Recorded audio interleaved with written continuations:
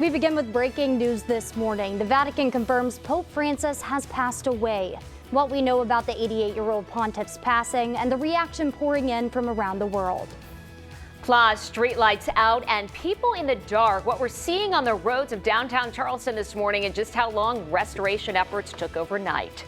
And developing overnight, the Secretary of Defense accused of sharing military plans again on his personal phone. We break down the newest allegations against Pete Hegseth and what government information sources say he sent to his wife and brother. Good Morning Charleston starts right now.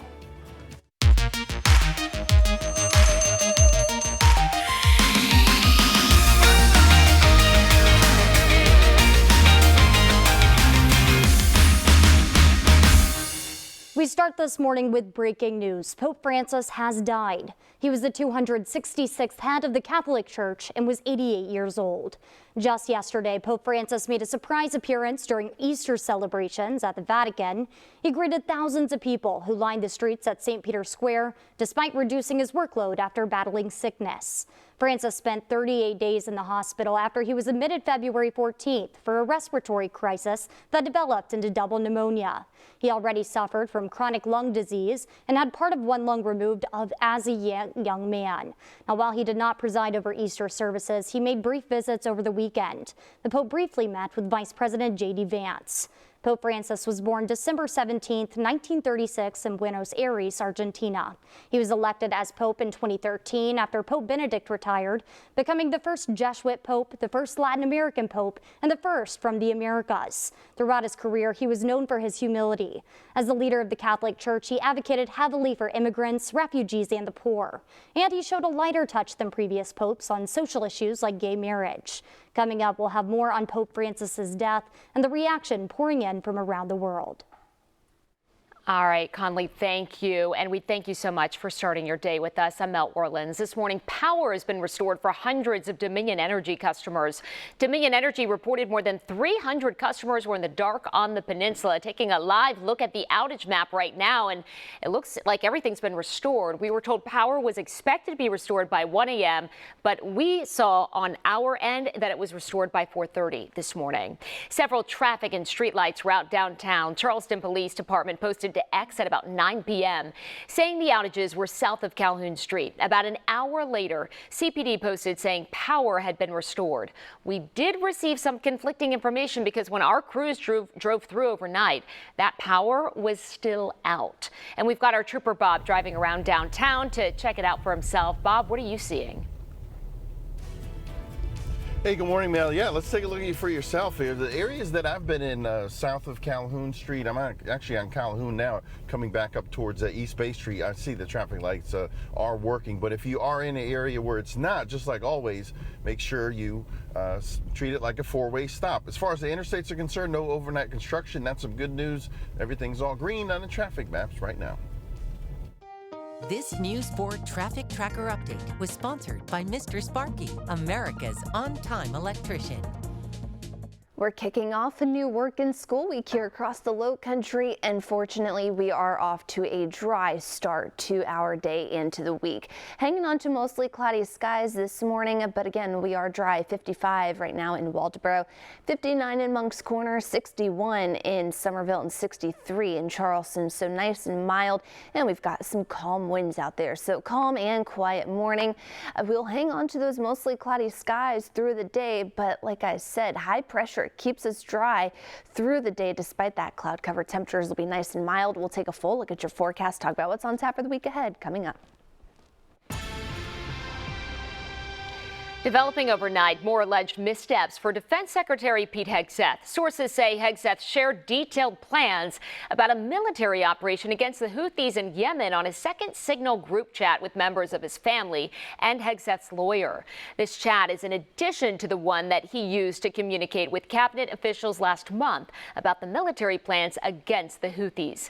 Hegseth reportedly used his personal phone to conduct the chat. Sources say his wife, along with his brother and lawyer, were on that that chat. Hegseth's brother and lawyer both work for the Defense Department, but his wife does not. The Defense Department's acting inspector general is investigating the first signal chat. This latest revelation comes as some of Hegseth's closest advisors have sounded the alarm about the defense secretary's judgment. That includes the Pentagon's chief former press secretary and 3 former senior officials Hegseth fired last week. This morning, Florida State University is holding classes again after pausing them in the wake of Thursday's deadly shooting. The school says it's offering remote options and waiving mandatory attendance requirements. That follows the university president's original message that students reach out to staff if they weren't ready to attend courses. The Change.org petition expressing outrage at that idea and demanding remote learning has more than 1,000 signatures. 2 people are dead and more are injured after last week's violence at FSU. This morning, Kilmar Abrego Garcia is no longer housed in El Salvador's notorious mega prison. That's according to a State Department official. The Justice Department said it mistakenly deported Abrego Garcia to El Salvador. Authorities have moved him to a detention facility in Santa Ana. Abrego Garcia is reportedly being housed in an administrative building at the prison. The government provided an update on his condition as part of a federal judge's order. The judge ordered the Trump administration to provide daily updates as part of her order for the government to facilitate Abrego Garcia's return to the U.S. Senator Chris Van Hollen is accusing President Donald Trump of sending the United States into a constitutional crisis. And if we deny the constitutional rights of this one man, it threatens the constitutional rights of everybody in America. Van Hollen recently returned from a trip to El Salvador where he met with Abrego Garcia. Republicans deny that constitutional rights are a threat. Senator John Kennedy claims one wrongful deportation does not reflect the Trump administration's overall record. It was a screw up. I don't see any pattern here. I've been listening to my Democratic friends say for, I don't know, since God was a child, that Trump is a threat to democracy. I don't see any pattern here. I see a screw up. The Supreme Court told Trump administration officials to facilitate Abrego Garcia's return, but the White House argues they don't have the authority to personally retrieve him. Meanwhile, the president of El Salvador is proposing a prisoner swap with Venezuela. In a post on social media, President Nayib Bukele suggested the exchange of Venezuelan deportees from the U.S. for the freedom of the political prisoners detained during Venezuela's electoral crackdown last year. Those listed include Venezuelan opposition leaders, their families, as well as journalists. El Salvador is currently housing more than 200 migrants deported from the U.S. The Trump administration is paying Bukele's government $6 million to house the deportees. 5:08 right now, and closer to home today, senators will decide if State Treasurer Curtis Loftus should be removed from office over a $1.8 billion accounting error. During the hearing, senators will present their case. Loftus or his attorney will have 3 hours to respond. It's the first time in more than 2 centuries as a state that lawmakers will try to remove a statewide elected official. 2/3 of the General Assembly need to vote for Loftus' removal. The hearing starts at noon. The House would also need its own hearing. Today in Somerville, the town's planning commission is holding a public hearing about a plot of land. There's a proposal for nearly 32 acres of land to be rezoned multifamily residential following annexation into Somerville's town limits. This involves 4 parcels of land, and it's near the Ladson area. The meeting starts at 4 p.m. in council chambers, and you can also stream it online. And in Charleston, the Department of Public Works is meeting this evening. There's a number of items on the agenda about construction on the peninsula, including King Street.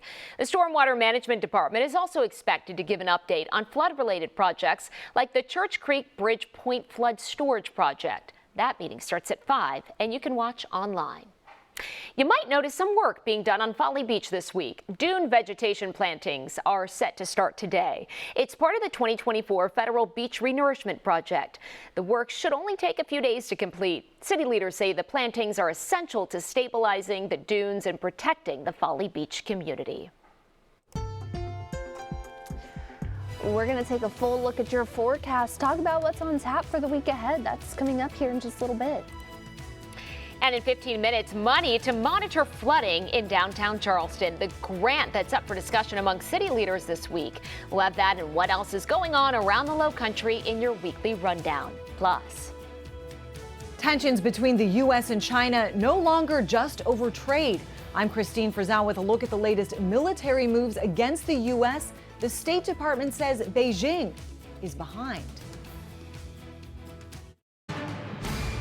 This morning, authorities are searching for answers after a burned body was found at Furman University. They say the remains were found in a car that had been set on fire in the Greenville campus. Furman University police say they do not believe the victim was a student or employee of the university and say there's no threat to the campus community. The South Carolina Law Enforcement Division is leading this investigation. We're working to learn more information.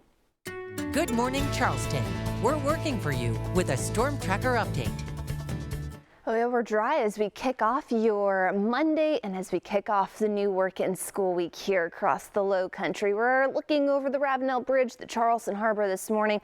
Things are quiet out there. 63 right now in Charleston, 55 in Walterboro, 59 in Moncks Corner, and 61 in Somerville. So off to a very nice and mild start to our day, and those temperatures will warm up as the day goes on. Again, we're dry, but we are hanging on to those mostly cloudy skies. We'll keep that cloud cover around as we head through your work day today, but temperatures, despite those clouds, going to warm up nicely. We'll be in the lower to middle 80s this afternoon. So here's how Futurecast sees our day.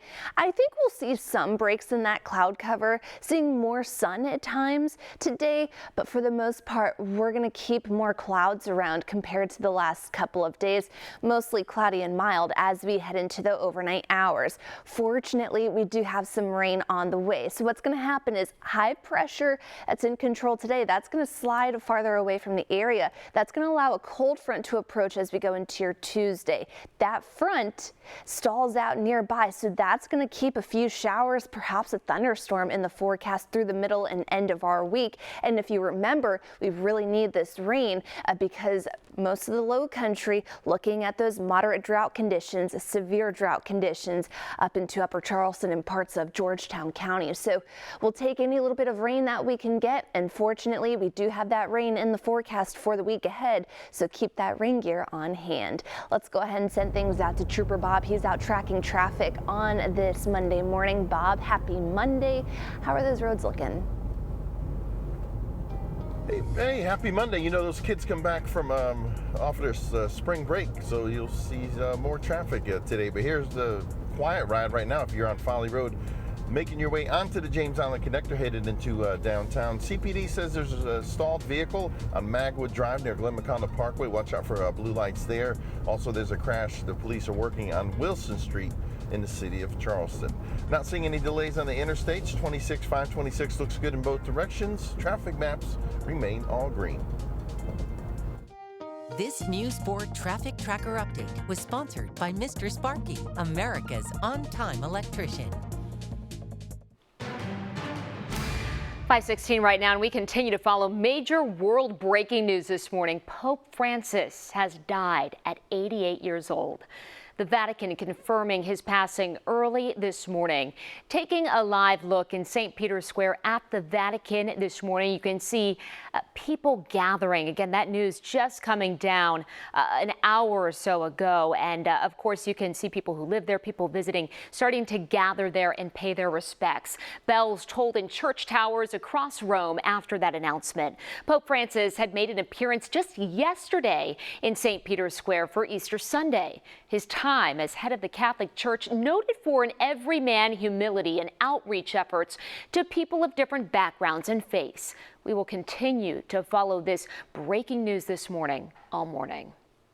And Mel, we're watching reactions to the Pope's passing pour in this morning from around the world. Vice President J.D. Vance just posted on X saying, quote, "I just learned the passing of Pope Francis. My heart goes out to the millions of Christians all over the world who loved him. I was happy to see him yesterday, though he was obviously very ill, but I'll always remember him for the below homily he gave in the very early days of COVID. It was really quite beautiful. May God rest his soul." We'll watch for more reactions this morning, and we'll update you here at the Live Desk.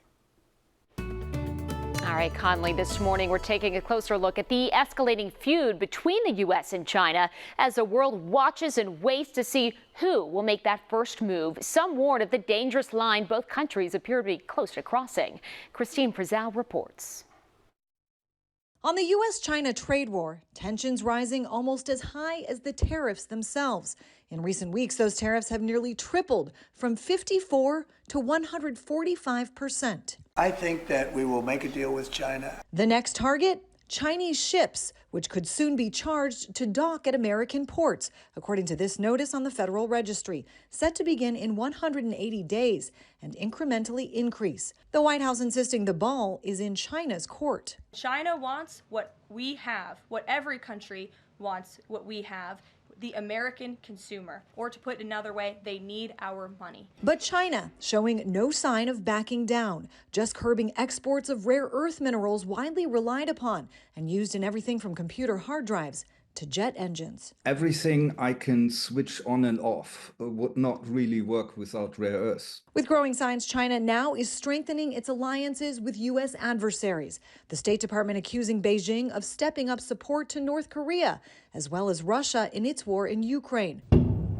Plus, an alarming new accusation. We can confirm the reporting that Changguang Satellite Technology Company Limited is directly supporting Iran-backed Houthi terrorist attacks on U.S. interests. A new Pew Research poll reveals a surprising turning of the tides. While 77% of Americans have an unfavorable opinion of China, that's 7% lower than last year, marking the first drop in 5 years. I'm Christine Frizzell reporting. After the break, when you can ask questions about a project aimed at reconnecting areas of downtown Charleston. We've got that and a full rundown of what's happening in your community this week just ahead. Plus, more alleged missteps, the accusations against Defense Secretary Pete Hegseth this morning amid reports he could be fired. Just into our newsroom this morning, the Vatican confirms Pope Francis has passed away. The 88-year-old pontiff died following a series of health challenges in recent years. As the Catholic world mourns the Pope, Catholic leaders look ahead to conclave, the process by which Catholic cardinals select the next pope. The participants are sequestered and forbidden from speaking to anyone outside the process, which can take several days. Only cardinals below the age of 80 have a vote, which they cast in the Sistine Chapel. Rounds of voting continue until one candidate receives a 2/3 supermajority. The crowd waiting outside the Vatican is notified a pope has been elected when the chimney above the Sistine Chapel billows out white smoke. Here's your Storm Tracker's certified most accurate weather forecast. We're dry as we kick off a new work and school week here across the low country, but we are going to hang on to those mostly cloudy skies today. That cloud cover sticks around, and you know what? We've got some rain back in the forecast. If you remember, drought conditions are ongoing, so we'll take any little bit of rain that we can get. So we'll have a cold front that'll approach the area tomorrow. That'll stall out through the middle and end of our week, bringing us a few showers, perhaps a thunderstorm. Despite that cloud cover and those rain chances, temperatures will stay nice and mild in the lower to middle 80s. 5:22 right now. Let's take a look at the week ahead. Tomorrow, Charleston City Council's Ways and Means Committee has a number of items on the agenda for approval. There is an application for a $450,000 grant program to fund monitoring cameras for situational awareness during flood events. City Council also meets tomorrow, and these meetings start at 5 p.m. downtown. Wednesday, advocates of the Clementa C. Pinckney Hate Crimes Act will rally at the State House. Community leaders and concerned citizens are pushing for the General Assembly to take what they call long overdue action to address hate crime in the state. South Carolina remains one of only 2 states without a hate crime law. Wednesday's rally starts at 11 a.m. in Columbia. The 2025 West Ashley Farmers Market season kicks off Wednesday afternoon at Ackerman Park. You can find delicious food from local farmers, flowers, unique crafts and artisans, and live entertainment as well. It runs from 3 to 7 p.m. every Wednesday through the fall. Thursday, there's a community meeting for the Lowcountry Lowline Project where people can ask questions about the project's next steps. The project would help reconnect downtown areas and turn more than a mile of space under I-26 into a walking and park area with some amenities. The meeting is happening at Palmetto Brewing Company on Hugie Street from 5 to 6:30. Stay with us. We continue to follow breaking news out of Rome. Pope Francis died early this morning. Just ahead, a look back at his life and his time as the people's pope. And blocking the deportation of a University of South Carolina student. The reason a PhD student's visa was suddenly terminated, and the lawsuit fighting to keep him in the U.S.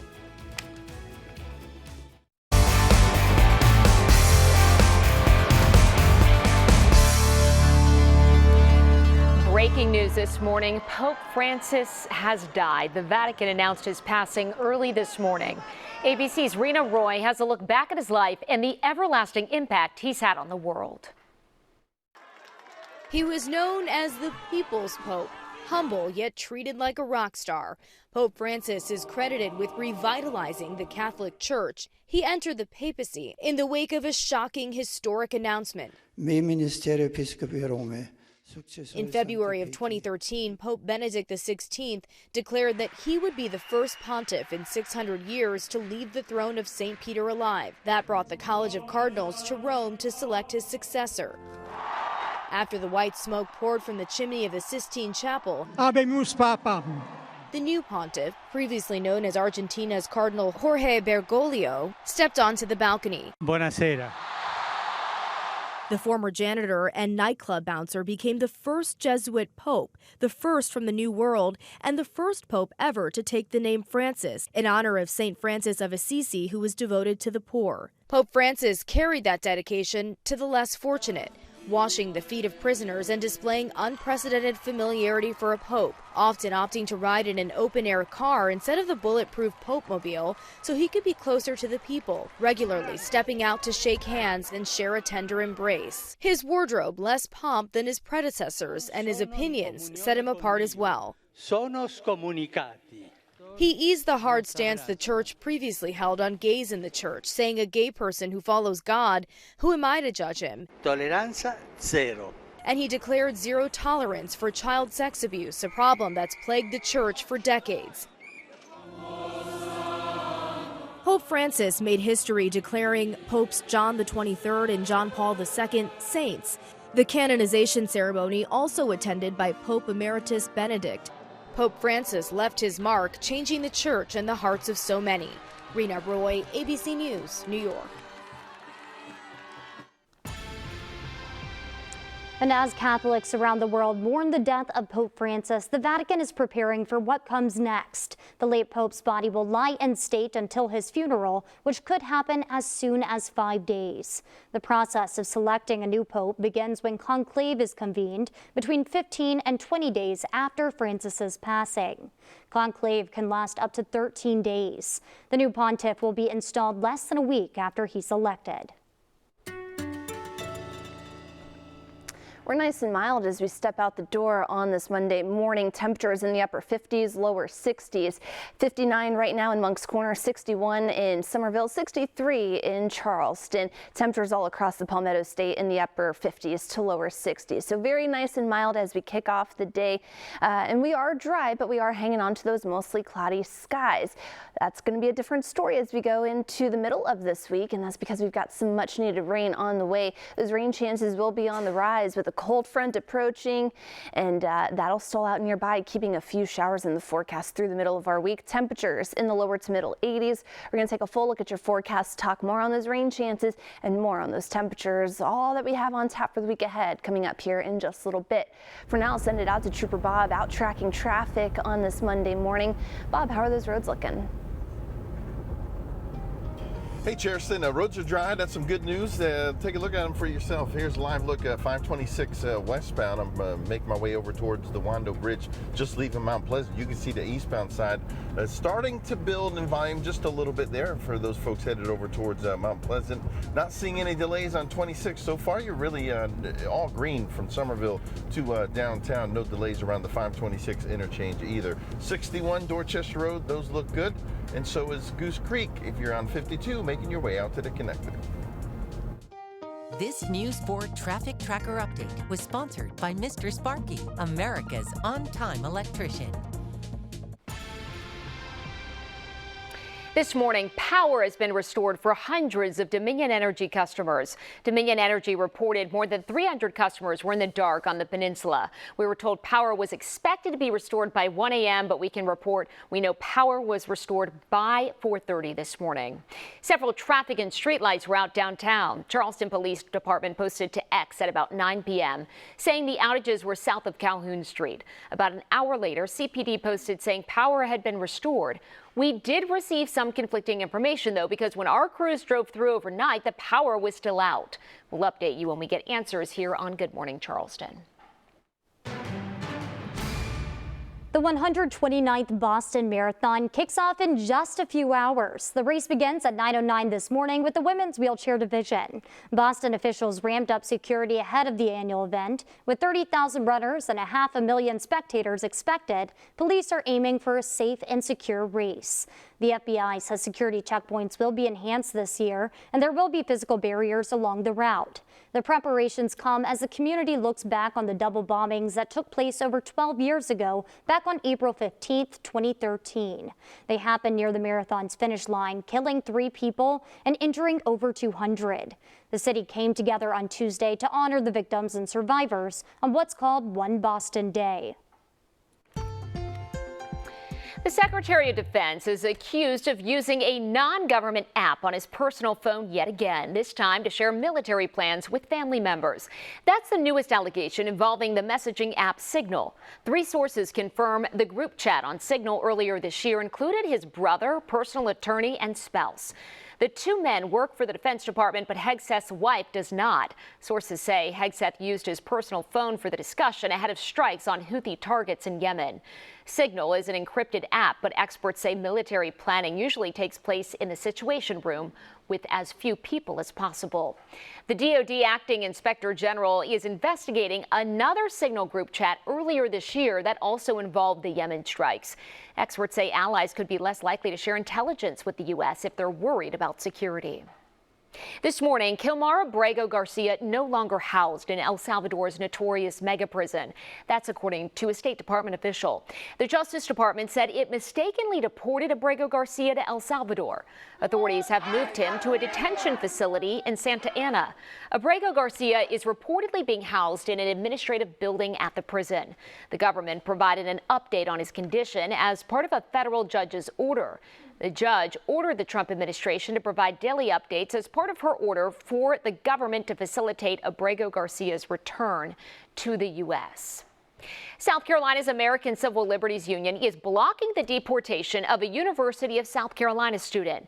Matthew Ariwola, a 4th-year PhD student, is now facing possible arrest and deportation after a student visa was unexpectedly terminated. Megan Gagno has a story from Columbia.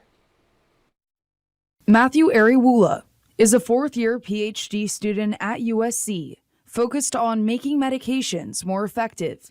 He teaches 4 introduction to chemistry courses and is expected to graduate in December. But last week, his academic future was suddenly put in jeopardy. Here we have 1,500 international students who think they're doing everything right by the book, who are suddenly in jeopardy of being arrested and sent out of the country. The university informed him he could no longer study or teach because his student visa had been terminated. Ariwola is one of over 1,500 international students nationwide facing sudden and unexplained immigration actions by the Department of Homeland Security. This is unjust, unconstitutional, nonsensical action because there was no notice that went out from the federal government to the school. The only notice that was given in Matthew's file was the word other, referencing a criminal record. South Carolina ACLU says that the only interaction the student has had with law enforcement was an arrest in 2023 based on a Georgia warrant, a state Matthew has never been to. Only interaction with law enforcement is as the victim of a crime. Without the status, Matthew can't finish his degree, can't work, and can no longer support his family. Friday, the ACLU filed a complaint and an emergency temporary restraining order for 14 days so that Matthew can continue studying and teaching at USC. They say the government violated his due process rights. Right now, the federal government is prohibited by court order from arresting, detaining, or deporting Matthew. My hope is that actions like this embolden our state lawmakers to stand up to Washington and say, not on our watch, not to our students. More than 1,000 foreign students and grads are suing the Trump administration for stripping them of their legal status. They're part of two sweeping lawsuits. Both argue the plaintiffs have lawful status as foreign students separate from their visas. The Trump administration says it revoked those visas due to various alleged offenses. We'll take a full look at your forecast, talk about what's on tap for the week ahead. That's coming up here in just a few minutes. Plus, some big-time fun on some big wheels in San Francisco on Easter Sunday. That and what else is trending this morning after the break. But before we head to break, we want to hear from you. Our hotline is always open. Ask us any question, tell us your concerns, or hey, just give us a story idea. You can call or text us, and we'll get back to you as quickly as we can. The number's on your screen, 843-350-6819.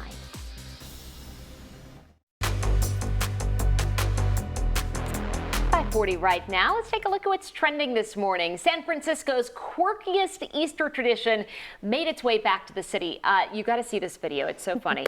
The Bring Your Own Big Wheel race sees adults, many of whom don costumes, race on big wheel bikes through the slopes of the city's Potrero Hill neighborhood. The race taking place almost every Easter for the past 25 years, so it's a big tradition. Wow, look at them go. Although the main event features only adults, there is a race earlier in the day for kids age 13 and under. Look like the Easter Bunny took a little spill there. Somebody else took a spill. Wow. Ooh, that can be really dangerous. Quickly. Ooh. No. I feel like you got to go with pads or something. A helmet. Please wear a helmet. Wow. Well, hey, that's. I think I just saw Albert Einstein. I'm just cracking up. Moana? Is there any kind of theme here to the costumes? I've seen so many different ones. I don't know. And I'd love to like meet the person who wins, right? Like, are they, I don't know what the term is. I mean, they're literally in tricycles. Wow, they're all spilling. They're all just, it's only that one spot. That's crazy. I hope everybody's healing well this morning. Oh my gosh. Okay. Singer Stevie Nicks is working on a new solo album. The 76-year-old says Prince and other fantastic men she's known has inspired the new album. At an award show earlier this week, she revealed she's already completed 7 songs for it. And Nicks has released 8 solo albums in addition to the 8 albums she produced with Fleetwood Mac. She's an 8-time Grammy winner and has been inducted twice into the Rock and Roll Hall of Fame. Right now, it's unclear when Nicks plans to release the new album. Cool. That'll be very nice. I'm a fan. Me too. So that'll be very exciting. Yeah.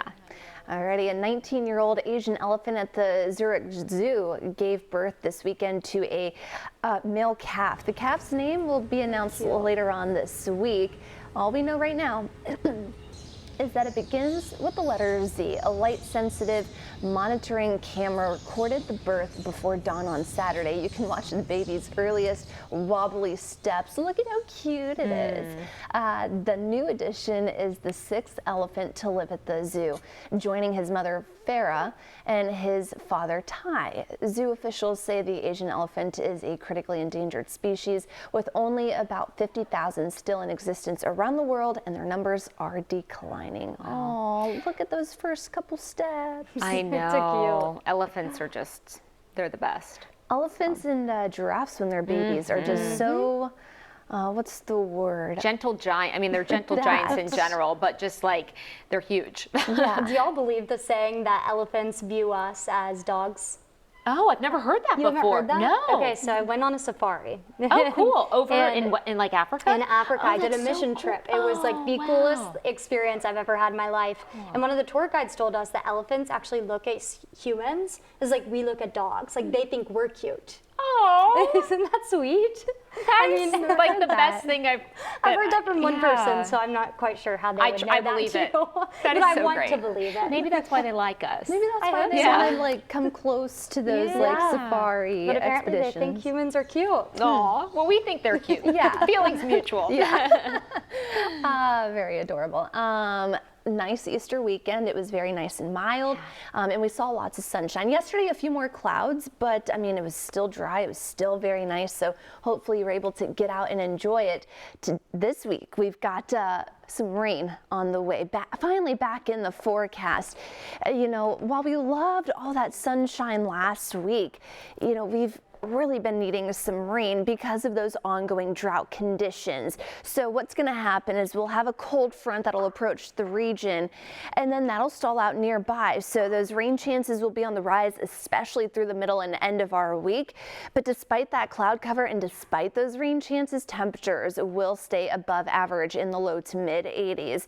Out the door this morning as we look out across the country, temperatures quite the mixed bag here. 36 in Great Falls, 41 in Minneapolis, 57 in Dallas, but look at that, 72 in New Orleans, and then 74 in Miami. Here across the low country, we're in the middle to upper 50s, some lower 60s. So our cool spot this morning, that's going to be Walterboro sitting at 55, 61 in Somerville, 62 in Beaufort, and 63 in Charleston. So very nice and mild. And again, we are dry, just hanging on to those mostly cloudy skies. So as we head through this morning, as you head out the door, we'll hang on to that cloud cover, but temperatures will quickly warm up. By 10 a.m., we're already going to be in the middle 70s. So even though we do have mostly cloudy skies in the forecast, you may want to grab those sunglasses just to be on the safe side. But I didn't want to put the check mark there because we're not going to be seeing the bright sunshine that we have been seeing. So here's how Futurecast sees our next 2 days. Again, we'll hang on to those mostly cloudy skies today, but high pressure nearby keeps us dry. We'll hang on to those mostly cloudy skies overnight, and then that cloud cover sticks around into our Tuesday. A spotty shower can't be completely ruled out, but again, those rain chances on the rise more so as you go into your Wednesday. And again, despite that cloud cover, despite the rain that's in the forecast, those temperatures will stay at least a few degrees above average. That average high 79 will be in the lower to middle 80s. Let's go ahead and send things out to Trooper Bob. He's out tracking traffic on this Monday morning. Bob, how are things looking out there? Hey, Jerson, I just turned onto Red Bank Road. If you're headed out towards the Navy base, that's that traffic there in front of me on the opposite side of the roadway heading out towards the Navy base. No delays on this side of town in Goose Creek. Interstates starting to build in volume, whether you're on 26 or 526, jumping on at Somerville. Yeah, a little heavier volume on the eastbound side, making their way down towards Ashley Phosphate, but it is moving right now at this time. That's some good news there. No delays in the crosstown. That's all green in the medical district.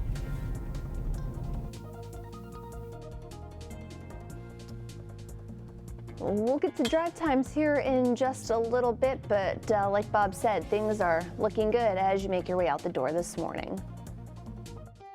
This News 4 Traffic Tracker Update was sponsored by Mr. Sparky, America's on-time electrician. New this morning, the Catholic Church is mourning the loss of its leader. Pope Francis has died at the age of 88. He was born in Buenos Aires, Argentina in 1936. Francis broke with tradition in many ways. He was the first pope from the Jesuit order and the first from the Americas and Southern Hemisphere. He was ordained as a Catholic priest in 1969 and was appointed a cardinal in 2001. Francis served as the head of the Holy See for more than a decade. He took over in 2013 at the age of 76 after Benedict XVI retired. His time as pope was marked by a culture shift surrounding divorce, gay marriage, and women in leadership roles. Gut-wrenching but historic. Scott Eisberg has a look at this Easter Sunday at Harbortown, where in the end, Justin Thomas was just one playoff birdie better than Mount Pleasant's Andrew Novak. There is nothing more gut-wrenching in the game of golf than a playoff. For family, for friends, for spouses, for a player. Imagine how Mount Pleasant's Andrew Novak felt going to a playoff here at his pseudo-home tournament, the RBC Heritage on Hilton Head Island, with star Justin Thomas.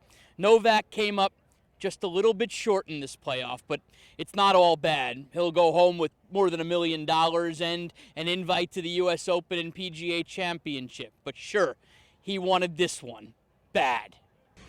Not so much as far as emotions.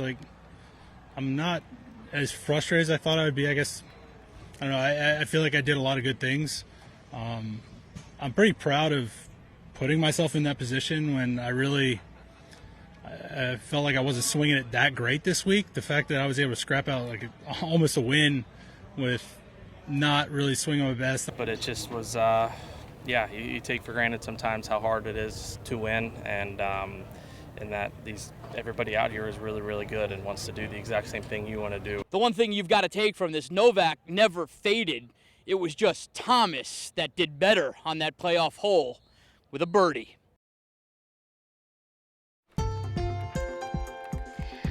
Coming up, President Trump has ambitions to rebuild America's maritime shipping industry, but an old law could anchor that push in place. We'll explain after the break. Breaking news this morning, Pope Francis has died. He was 88 years old. Cardinal Kevin Farrell, the Vatican Camerlengo, announced his passing early this morning. The Vatican posted about the Pope's death on social media early this morning at about 4 a.m. We will be updating you throughout the morning as more information comes in our newsroom. But we do know Farrell said in part, quote, at 7:35 this morning, the Bishop of Rome, Francis, returned to the home of the Father. His entire life was dedicated to the service of the Lord and of his church. New this morning, the Orangeburg County Sheriff's Office is investigating the death of a 20-year-old from Santee. Deputies say the Claflin University student was found shot to dead on the side of the road. The Orangeburg County coroner identified the man as O'Brien Grant. The university sent out a statement sharing condolences and asking for prayers. Anyone with information is asked to call the Orangeburg Communications Center. That's 803-534-3550. Here's your Storm Tracker's certified most accurate weather forecast. We've got more clouds in the forecast for your Monday, but despite that, cloud cover will stay dry because high pressure will be nearby. Otherwise, temperatures nice and mild in the lower to middle 80s. Then we'll start to see those rain chances on the rise through the middle of our week. So tomorrow we'll have a cold front that'll approach the area. A shower can't be completely ruled out, but I think we'll stay mainly dry under those mostly cloudy skies. But as that front stalls out nearby, we're going to see those rain chances on the rise for your Wednesday and Thursday. Scattered showers, perhaps a thunderstorm in the forecast. Temperatures still above average in the lower to middle 80s. We look to keep a few showers around as we close out the week and head through the weekend with temperatures still nice and mild in the lower to even some middle 80s. A recent executive order by President Donald Trump would create a maritime action plan to counter Chinese ambitions in global shipping, but it could get entangled by the Jones Act. The law, passed in 1920, requires only U.S. ships to carry cargo between U.S. ports and says 75% of crews must be U.S. citizens. Advocates of the act want it for national security and for limiting foreign access. Critics say the law is outdated, stifles competition, and drives shipbuilding costs up. The law led to fewer ships being built, and other countries began to dominate shipbuilding. Some lawmakers are beginning efforts now to repeal the Jones Act, but many military leaders support the law.